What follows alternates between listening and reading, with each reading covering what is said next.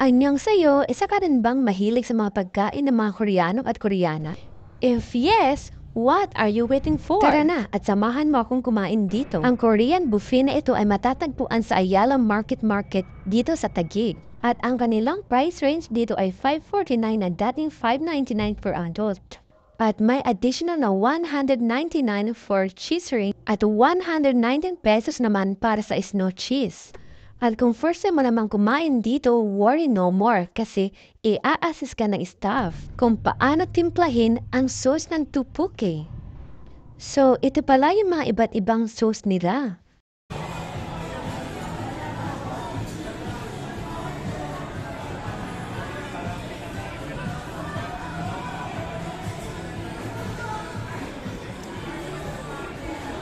At ito pala ang kanilang iba't ibang pagkain para makaluto ka ng isang tteokbokki. Hindi ko na isa-isahin kung ano ang mga pangalan nila. At ito naman ang kanilang iba't ibang noodles. Tara, umpisahan na nating magluto. Wow, looks good. Excited na akong kumain.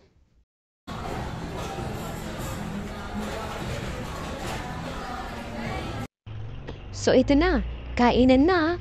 Unang sukbo para sa ating lahat.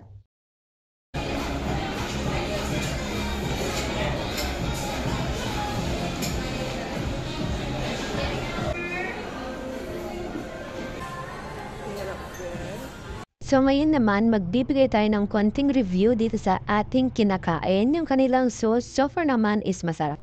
At ang masasabi ko lang naman doon sa kanilang tahong or mussels ay maliit yung laman doon naman sa hipon ay sakto lang din.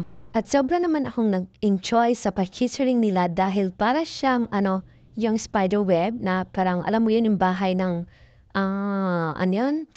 Basta yun na yun.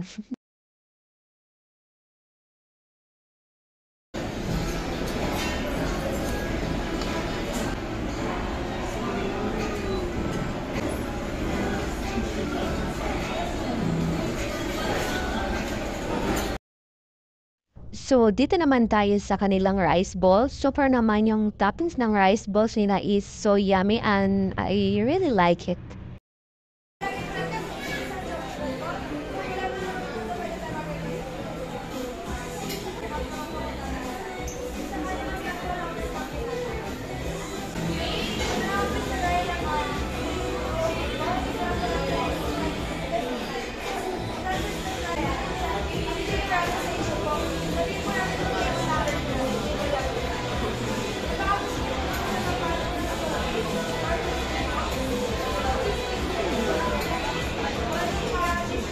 So, dito naman tayo sa kanilang iba't ibang flavored chicken. So, nagustuhan ko naman yung flavor ng mga chicken nila. Pero doon sa mismong meat ng chicken is sakto lang yung kanyang lasa. So, it's just so-so.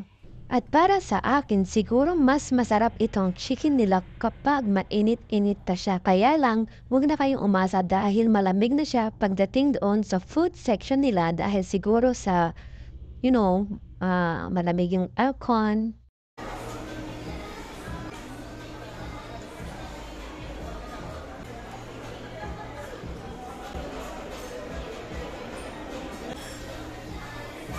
At kung mahilig ka sa french fries, meron din silang french fries dito. Magsawa ka hanggang ikaw ay mabusog. Charot lang. Tapos meron din silang mando, at iba pa. Meron din silang ramyun. Kaya lang hindi na ako nagpaluto ng ramen kasi busog na ako.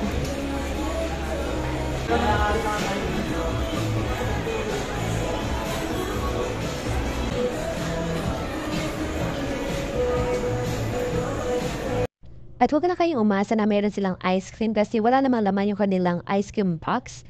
And yung kanilang drinks dito is only na rin siya. And then, meron din silang fruits dito like watermelon and pineapple. Yun lang guys. Thanks for watching!